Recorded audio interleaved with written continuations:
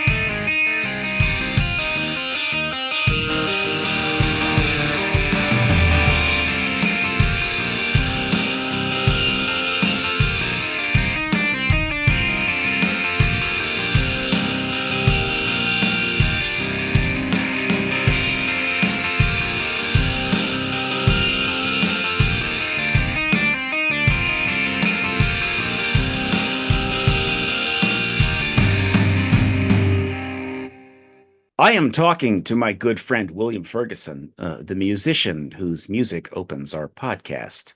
William is a retired U.S. Navy sailor, so watch out. We might discuss naval affairs. We're not going to discuss naval affairs. You may know him from the comments section at his Substack or our Substack. He is a frequent commenter and a longtime supporter and an old friend of mine. And welcome to the program, William. Thanks for having me, Matt. I've known you for years as the creator behind various music projects like Subetha and various EDM material. And I know you from a decade ago, I would say, because we got to be buddies in one of the strangest online scenes that either of us has ever encountered. So in many ways, that experience, forged the sex realism warriors we have become today. So, let me just ask for the audience, uh, their benefit. What is your recollection of us becoming friends? Wow. This is a long time ago. I think it was like 11 years ago, maybe 2013, 2012, somewhere around there. Maybe it was a little later. I'm gonna go with 2012 to 2015, somewhere in that time period. It was really long ago. But yeah, basically how I got involved with that whole saga was our mutual friend Bill was being harassed online by basically a bunch of idiots, and they all seem to have an obsession with Brett Kimberlin. Now, up until that moment, I had never heard of this guy or what he was infamous for, and so I basically waded into the foray on Twitter, and which is anyway, yeah. So I found myself talking to this attorney, and I use that term very loosely, a man by the name of Aaron Walker. Yeah, I was going to say Aaron Worthing, but that's his alias. See, this is how long ago it is. I completely forgot about these guys. Anyway, I basically got into an argument with him online, back and forth. This went back and forth for about a good, well, I'd have to say 15 minutes before I finally said something that made him block me for good. I think it was, I think it was, I asked him if he even had a license to practice law in Maryland, and which I believe he didn't at the time, and probably still doesn't. But that's when he blocked me, and then I never spoke to him again. And I thought that was going to be the end of it. There was this blog called Hogwash. It was run by a man named William Hogue, and suddenly, I guess Aaron went and reported back to Hogue, Mr. Hogue, what I had said, and suddenly I found myself on this basically a list of people who he described as Team Kimberlin. It just kind of devolved from there. It got very, very strange. Go ahead. Yes, it did. Yes, it really did get very, very strange. And then suddenly this guy's talking about me. I was like, who are you? Who the fuck are you? And long story short, it basically devolved to a point to where he actually tried to sue me. Can you remind me what exactly it was he was suing us for? It was never really clear to me exactly what he was suing us for. I think that he just wanted to sue us, and so he just did. Just to be clear for the listeners, he was pro se litigant. That means that he was being his own lawyer in this endeavor to take down Brett Kimberlin by suing everyone on Twitter who said anything back to him about Brett Kimberlin. It Right, was a very exactly. strange experience. Yeah, that exactly. That was, it was the high crime of talking back to him. I believe that was how you described it. Yes, and so he tried to sue you, and my answer to this, because he tried to sue me as well, was to simply take the envelopes from the courthouse in Maryland and write addressee unknown and return them. Whereas you adopted a different tactic that seemed to work. So if you could just tell our audience just sort of how this came out so they know the end of the story. What I basically ended up doing was I went out online to try to find a case similar to the one he was trying to sue me for. I believe he was suing me for a RICO conspiracy type thing. I, Yes, because he was trying to imitate Brett Kimberlin. It's so weird. yes, it was very weird. So I found one, and I decided, okay, I looked it over and went, okay, yeah, let's use this. You basically took this document and, replaced the names and dates. Right, exactly. Yeah, I just, changed all the pertinent facts of the case and just inserted what was happening to me into this plead. After all that, and after all the back and forth with him, I got the case dismissed on the grounds that I have never been to Maryland, don't know anybody in Maryland, never, you know, never even set foot in Maryland, et cetera, et cetera. So he couldn't hail me. He could not. He was trying to hail me into a Maryland court, and I live in California. There's no way I'm getting on a plane to go to Maryland to sit in court and face this guy. And the less I have to do with him, the better. Long story short, what ended up happening was I had the case totally dismissed. In fact, everybody he tried to sue was just dismissed across the board. Yeah, and so it ended. He had was still kind of going back and forth with this Kimberlin guy, and we just both of us just sort of like let it go. And these two guys are basically going after each other in Maryland, while we're just doing something else. And then last December, William Hogue died. Yes. Yes, and he died holding a grudge against both of us. So Right. it's our time to remember him. So what's your memory? He was a sad little man, wasn't he? Indeed. It's just monomania. Is that the word I'm looking for? I think that's a good word. Yeah, I think so too. I think that yeah, that I think that fits. He was monomaniacal. He was just he couldn't just let it go. And I remember, he was so proud of his blog Hogwash. He was just so proud of it. He was like, yo, I'm getting big numbers and blah, blah, blah, blah, blah. And then and for a while, big when this case was going on, I mean, yeah, there was a whole bunch of traffic on there. Every time Hogue, you know, instigated legal action, boy, his numbers shot up like a rocket. But then after he lost his ass in court, his his numbers just fell off. And the only time that he would get any traffic is if you or I were to go on there and comment.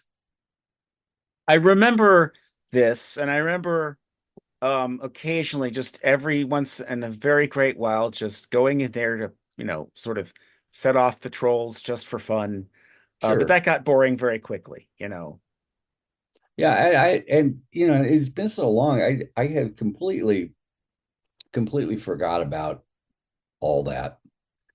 And then the day he died, I remember you telling me about this, and I was just like, oh dear, how sad. Never mind. You are a musician and you've been in that game for a while.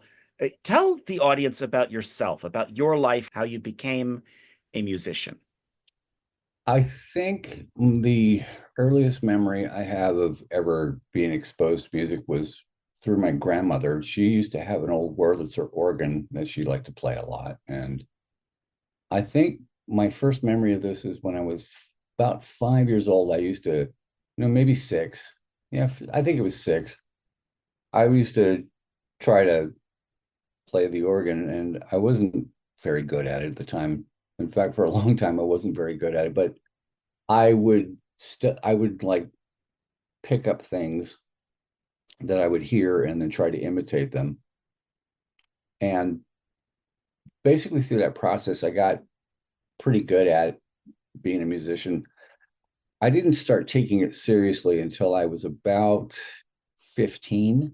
You know, I've been doing this for about 40 years now. Yeah, it's been 40 years.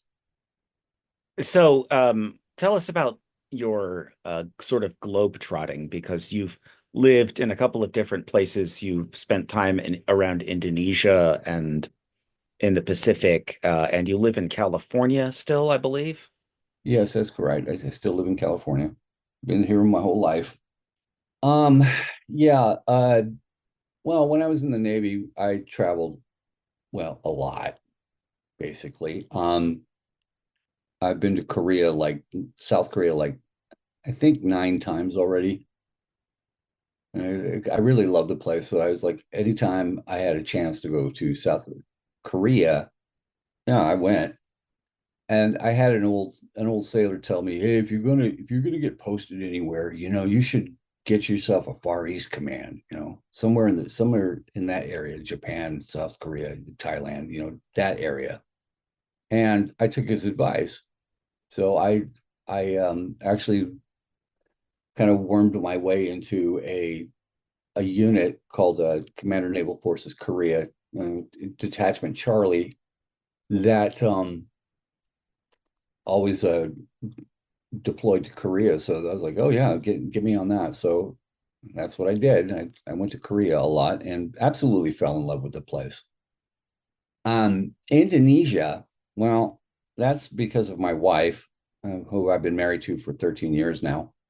Um, I actually met her on Facebook of all places, and we got to talking and back and forth, and finally, I said, okay, we decided, well, we should get married.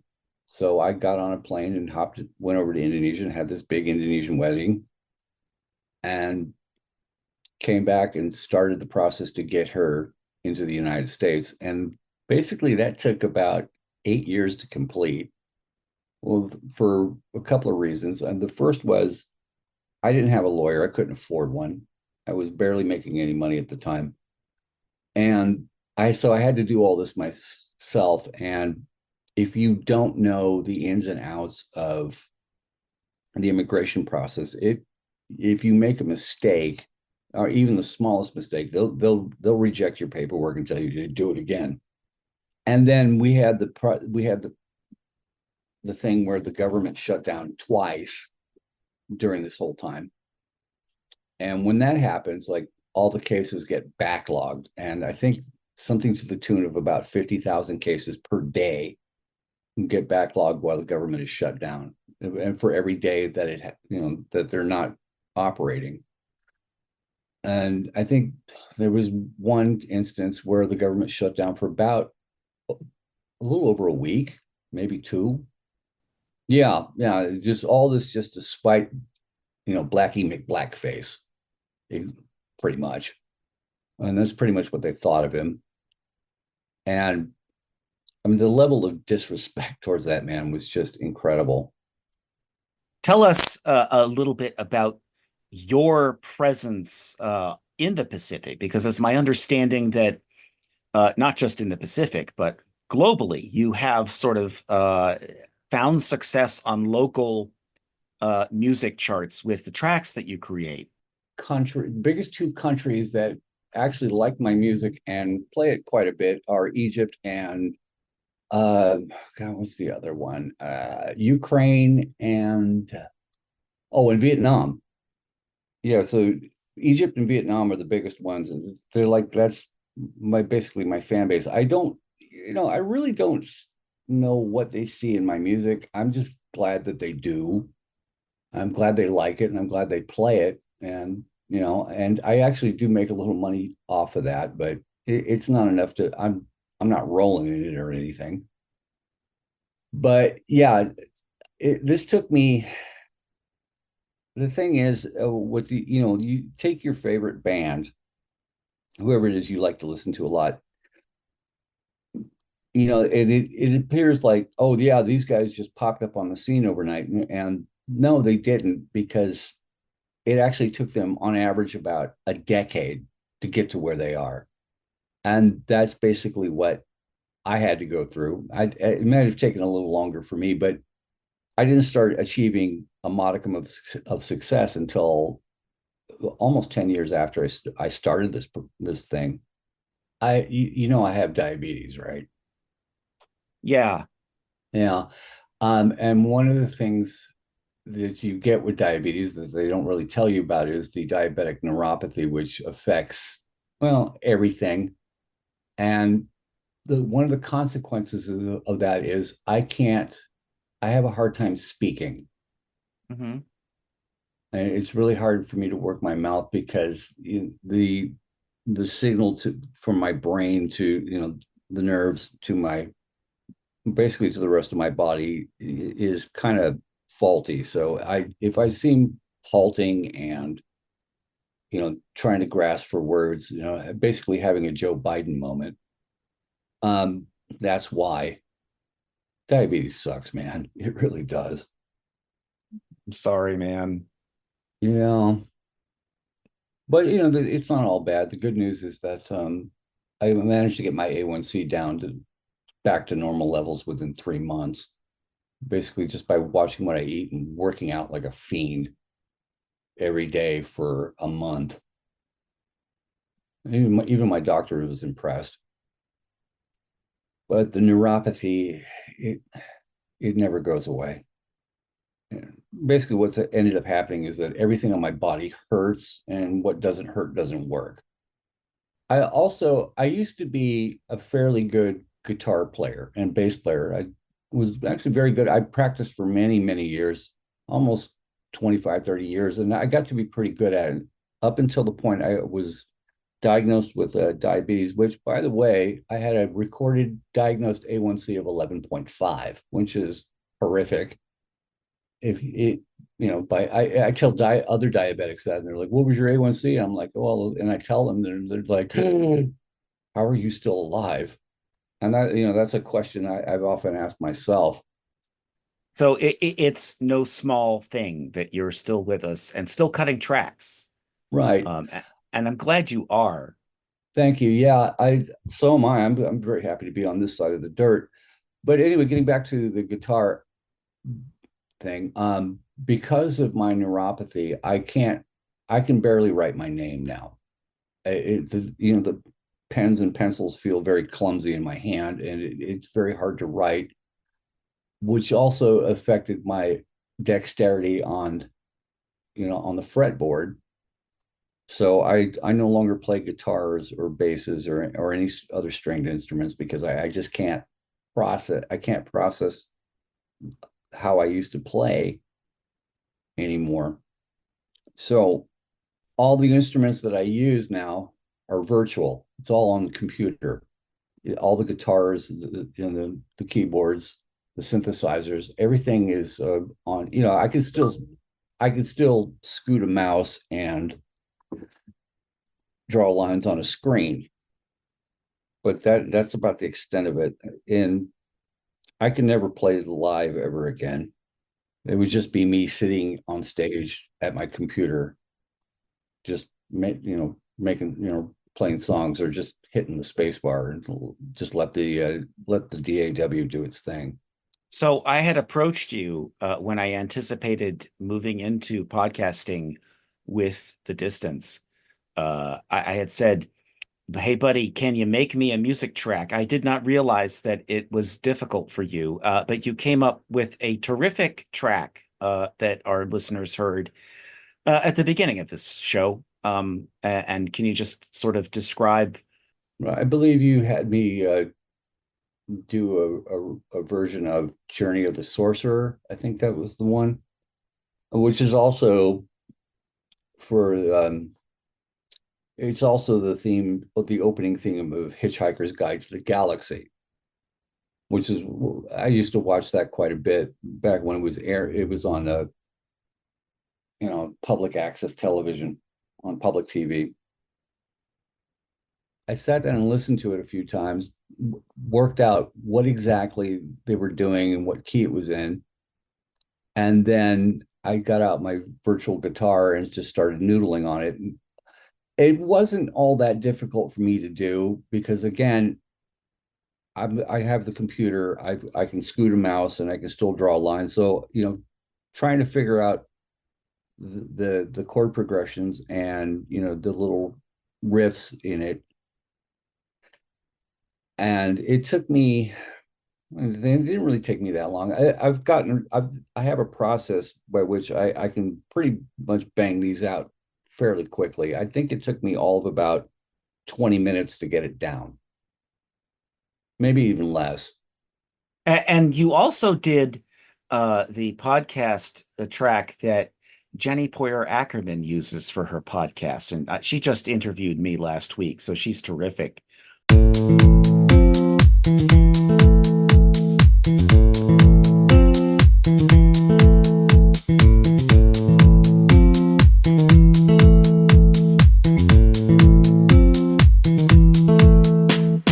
Hi, this is Jenny, and you're listening to Unmuted. My guest today is the... Is that a track that you made for her, or was that a track that she selected of yours? It was a track that she selected. She actually sent me an email. She says, "Hey, I heard your song, and the song is called Moonlit Sky."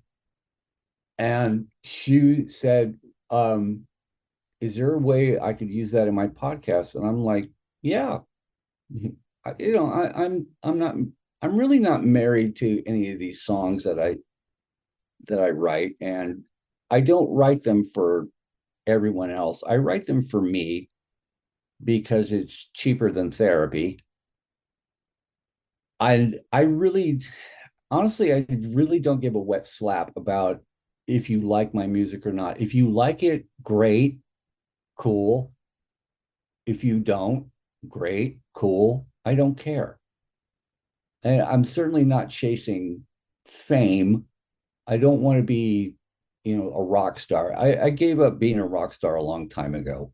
There really is, it's just given the situation, the way musicians are paid today, and there's so many musicians out there now who can just, it's really too easy just to put your stuff out there online.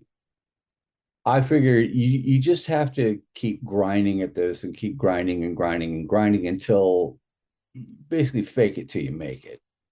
So So when she contacted me, I'm like, yeah, okay, I'd be happy to send you it. So I actually sent her a copy of Moonlit Sky. She said, well, do I have to buy it or anything? I'm like, no, I'm giving this to you. It's yours. I mean, if you want to pull it down off of iTunes, that's fine. I don't really care. I'm just as long as my music gets out there and gets heard, my philosophy on making music is, eventually you're gonna stumble upon a formula that works. And if people start liking your music. So like I said, I don't make music for everybody else. I make it for me. And I'm if you want to throw some money my way for music, but if you just ask for it, that's cool too. I mean, I'm more than happy to provide that. An example, there was one day I got a message on SoundCloud from a woman in Poland who was a DJ, and she heard my tune Galactic.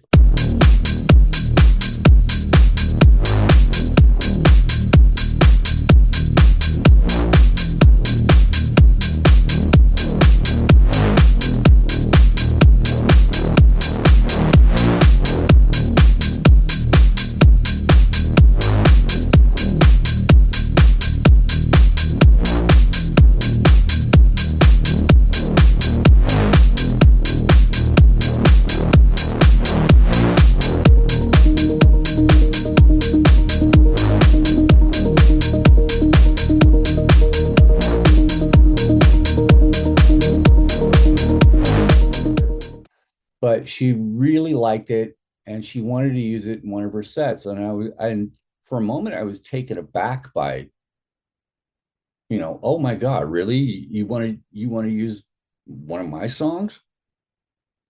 And and so I said, yeah, here, what's your email address? I'll send it to you.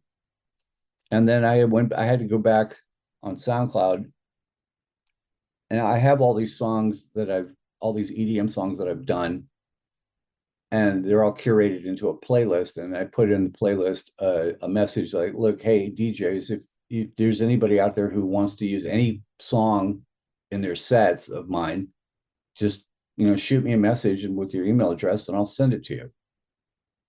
I'm just all too happy to do that. So what are some other tracks that you've had that have, sort of rocketed around the internet? uh I think one of the first songs that I did was a song called Tireless.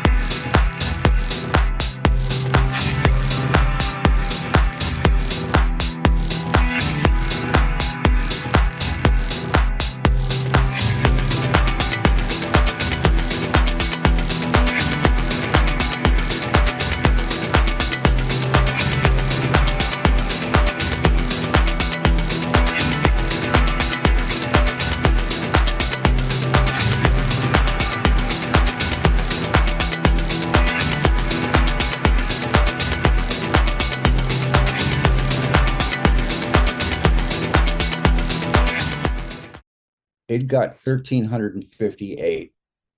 I know that doesn't sound like a lot. 1,358 plays. I know that doesn't sound like a lot. It was like, well, yeah, you should be getting like millions of plays. Well, for me, that is millions of plays.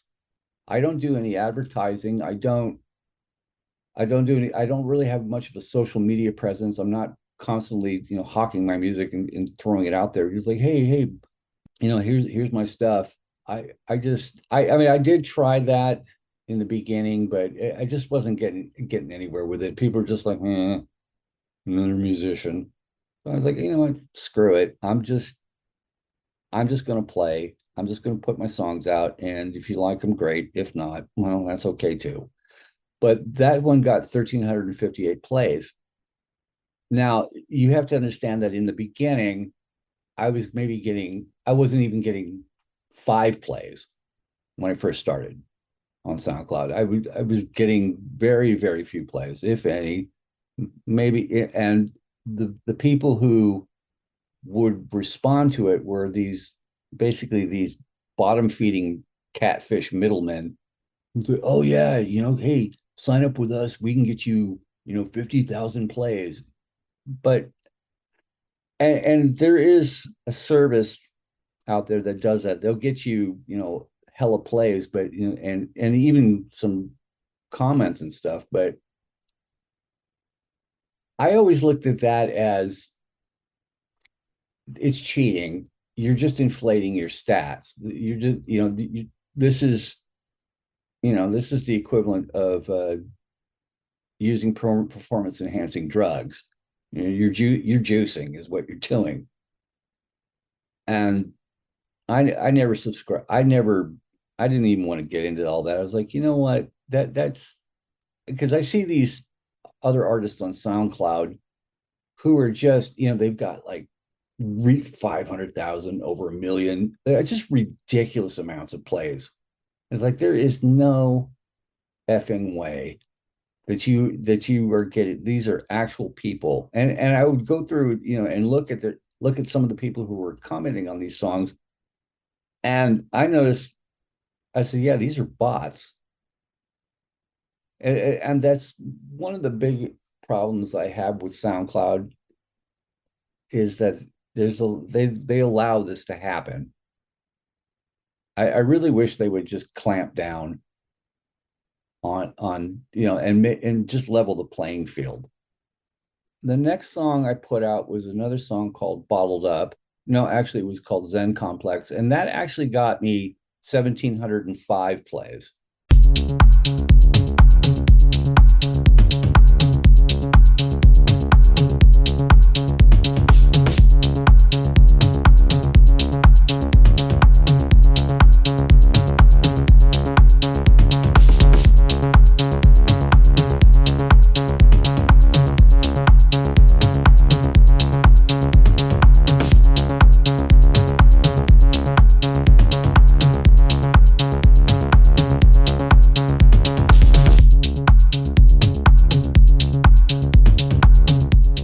I was like, oh shit, wow, that's pretty good. I mean, that's almost 2,000. So I'm getting into the ballpark. But I have other songs in my set list that there's another one called Wavelength that I actually released on. It's also on Spotify.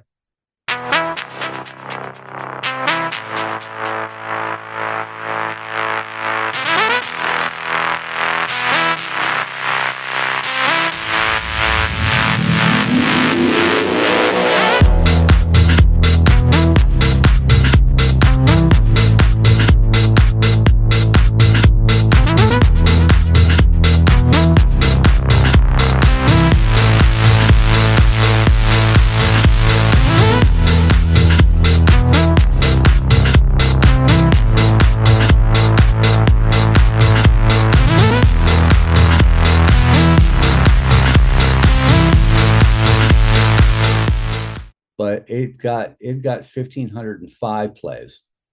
Most of these plays are coming from Vietnam. Hanoi, 156 plays. Ho Chi Minh City, 82 plays. And then I got some in Russia. It's mostly Vietnam. And I got some from it's like 79 from Ukraine. I have a total of 343 plays from Vietnam, 269 from the United States, 105 from Russia, 79 from Ukraine, 63 from the United Kingdom. Now, you again, you have to understand that I wasn't making ththese kind of numbers. I was happy if I got like 2 or 3, maybe 5 at the most. This is a significant jump in my listenership. So what's your top hit of all time? I think Walking in the Rain, which is another one that's on SoundCloud.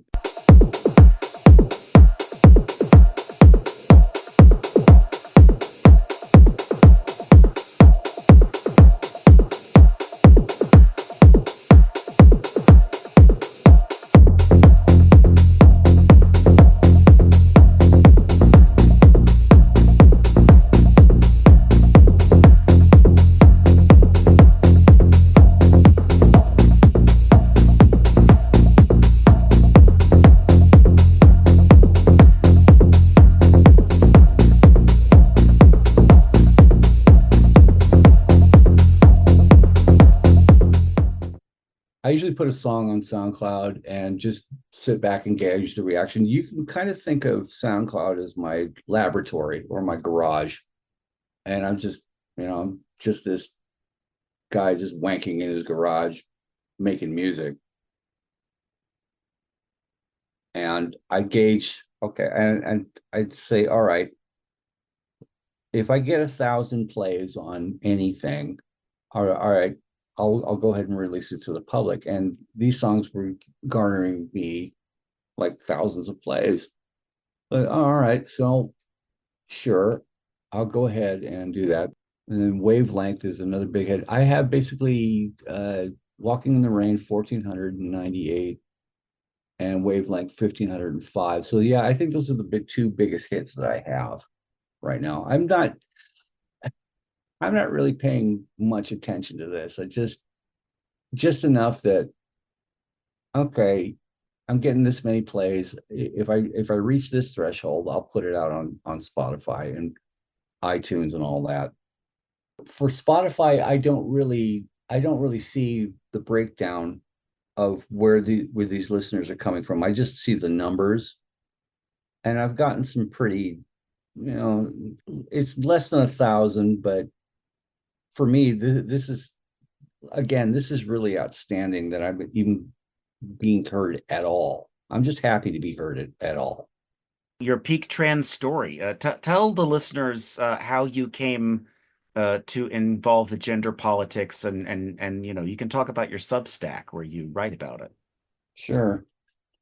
I think I had known exactly one trans person in my life, and this was in the late 90s.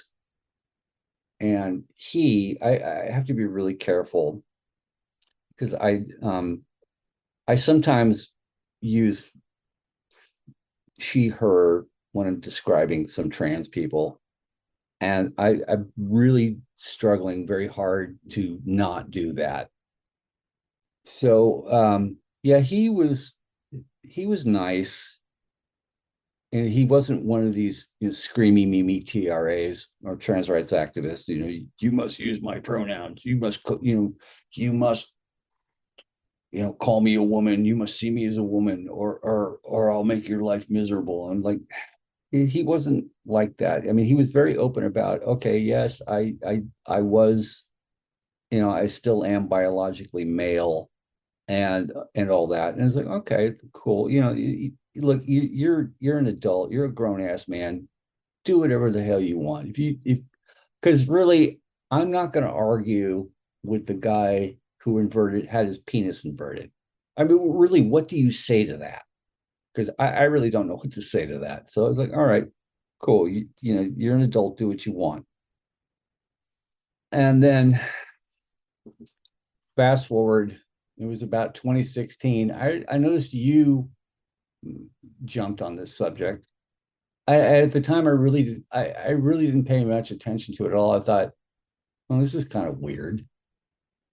So I was following your Twitter timeline where you would discuss this, and I remember there were times you actually got booted off the platform. I mean, how many times were you suspended from Twitter? I received, I think a 24-hour suspension, and then I think I received another short suspension, and then I was suspended 448 days because I offered someone $1 million for a transgender gerbil. Yeah, I remember that. I think what got me finally kicked off the platform for 2 years and 2 months was I had somebody said something that, let me see if I can remember this correctly. Somebody sarcastically said, "Oh yeah, trans women are women," or no, trans women are men. And he was being very tongue-in-cheek about it. And I turned around and said, "Oh, you should be tarred and feathered for that."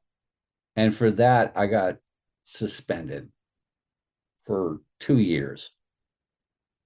And I tried several times to appeal to Twitter. It's like, look, what, they never told me exactly what it is I said or what I had done to get a suspension. But and I kept asking them over and over again, hey, would you at least tell me what I did wrong, and maybe I could do something to make it right. And they never responded. It was like, just we're upholding your suspension. You're no longer on the platform. Oh God. All right. And so it went until Elon Musk bought Twitter and granted a general amnesty to everybody who did, who got suspended but didn't do anything illegal or wrong or anything like that. And for a minute, I mean, I remember he first brought Donald Trump back on the platform, and before he even got to me. And for a while there, I was touting myself as the most dangerous man on Twitter. But yeah, but getting back to your point, after I was watching you for a little while, and I started looking into what these people were demanding, and I thought and I took and I looked at it. I looked at what these TRIs were demanding. They want to be seen as female. They want to. You have these intact, guys who don't get, gender reassignment surgery, going after lesbians, and that for me was personal, because I've been friends with a few lesbians over the years, and they were really great people. And to think that these chuds were going after, demanding sex from women who would never in their lives deign to sleep with them, it was too much. So I decided at that moment I was going to wade into the fray. I sense a pattern there. Yeah. Yeah. These people are out of their fucking minds. It is incredible to me that, and then they start demanding that you don't make fun of them. You don't call them out for what they are. Well, they're men. It's very obvious. And the more they try to emulate women, the further into uncanny valley they go. It's like the jokes have pretty much written themselves. But you can't say anything about that anymore. It just got to be too much. So I think it wasn't until August of 2021 that I decided that I really need an outlet to just vent, and just vent my spleen. And I got the idea for doing a Substack from Graham Linehan.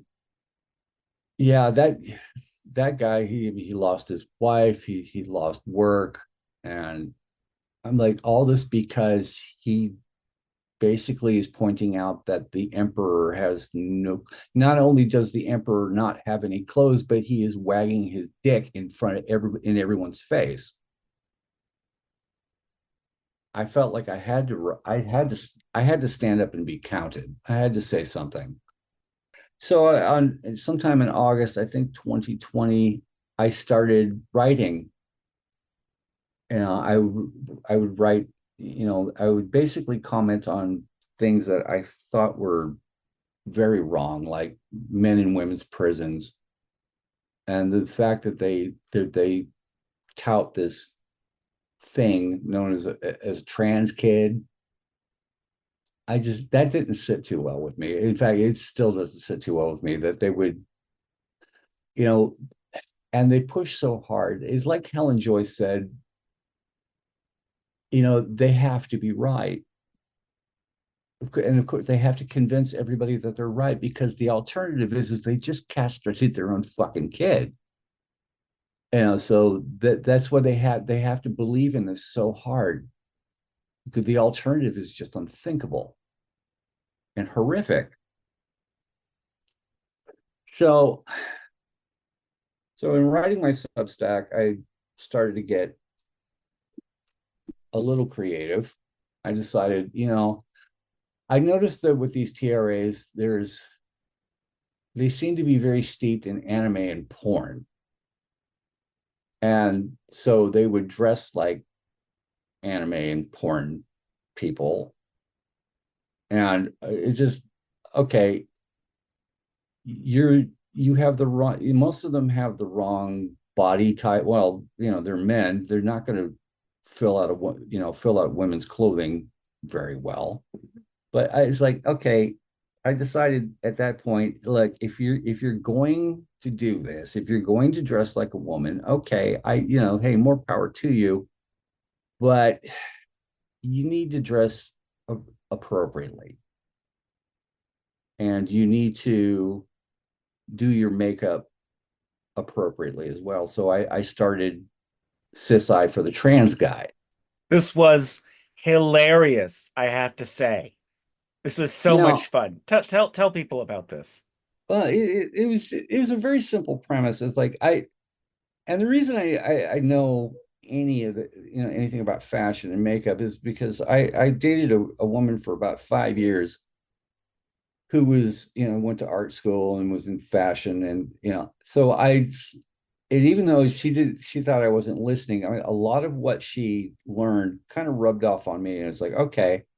So I just took what I'd learned from her and ran with it. And like, okay, look, Chief, if your eyes are this color, you don't want to use this eyeshadow. Instead, use this. And if your skin looks, if your skin is blotchy or pasty or whatever, your choice of lipstick is all wrong. And if you're overweight, you really shouldn't be wearing tight, skimpy outfits. You should wear something a little more conservative.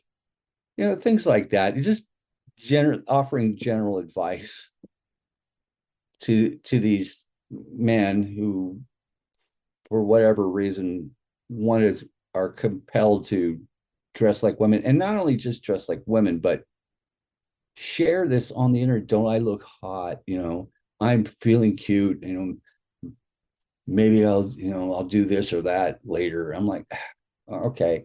It's really creepy when straight people do it, when normal people do it. Normal being a subjective term.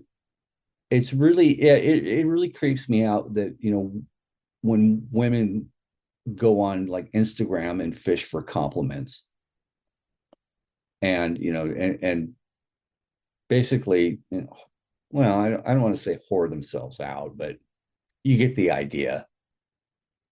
And I just, that for me is really, is cringe. It's very cringe. I cringe when straight women do this. You don't really see a lot of, even when gay men do this, I find it just really off-putting. I was like, yeah, okay, yeah, you're fit, but we really don't need to see that.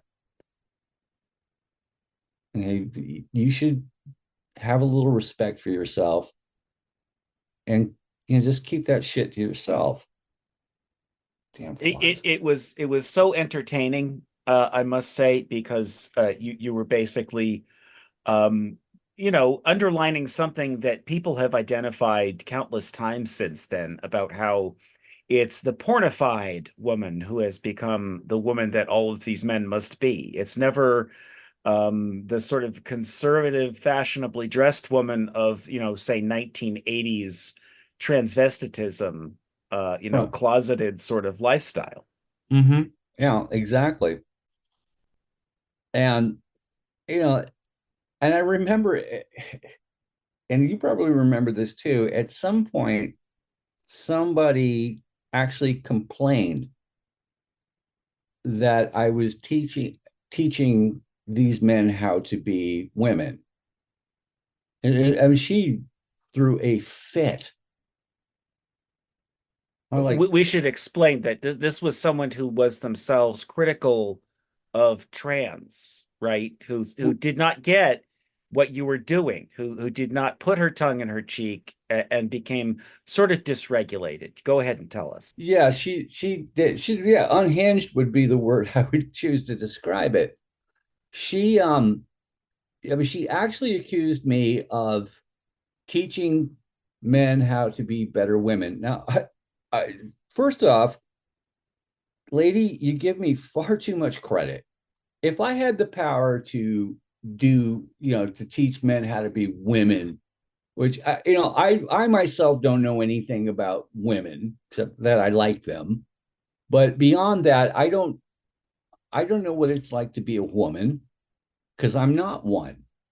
So this would be a case of the blind leading the blind. But and she was absolutely relentless about it. I had to cut her off because, like I said, you give me far too much credit. If I had the power to do that, think of what other powers I would have. Like I would have the power to tell them, "Hey, knock it the fuck off." I would have the power to single-handedly end the gender wars altogether. Women would want me and men would want to be me. There would be statues erected of me in every park and so on. I would be your king if I could do that. But I'm just some asshole with a blog. Radical feminists are revolting. What else is new? Yeah, right, right. Honestly, I really wish I was doing something else other than venting about the trans rights activists and what's going on with them. I really I don't want to be writing about this. I don't want to have I would be more than happy if tomorrow everything went back to, well, quote unquote normal. I would be happy to burn my Substack down. Just delete it, gone, poof, bye. I really don't want to talk about this. I would much rather get down to the all important business of just putting out my daft little music every day. I've always been a live and let live kind of guy. I think most of us, liberal or libertarian minded folks are like that. As long as you're not hurting anybody, fine. Okay, just do your thing. But the problem is that the rights activists, the TRAs, they will never return the favor. William, where can our listeners find you on Substack and where can they find your music? You can find my music on Spotify. Just type in my name, William A. Ferguson, and it'll take you there. On Substack, my Substack is called William's Newsletter, and dispatches from the gender wars. And I have I think I have almost 1,000 subscribers. They're all free. I have a few paying subscribers. Again, I don't. It's for me. It's really not about the money. I'm not trying to chase fame. I'm not trying to be any kind of a thought leader on this subject. I really don't want to be. I just I really, I really wish I could be doing something else. So I just, I've always said that if suddenly I'm the voice of reason, we have a problem. Everybody's looking at me like to be the adult. I'm going to be looking around to see if I can find somebody a little more adultier than I am, because I really don't want to be doing this. But anyway, yeah, you can find me on Substack. You can find my music on iTunes, on Spotify, and I'll also provide you a link to my SoundCloud. You can list, I actually make money from SoundCloud if you play it enough times, my music enough times, or get other people to play my music. 'Cause I always felt that my music should grow organically. Just they tell two friends and they tell two friends and so on and so on. I've always been a big advocate of that, and I'm not going to force it on you. Just and that's the way that goes. And I'm actually really quite happy with that arrangement. William Ferguson, a dear friend of mine, thank you so very much for joining us. You have a great day. You too.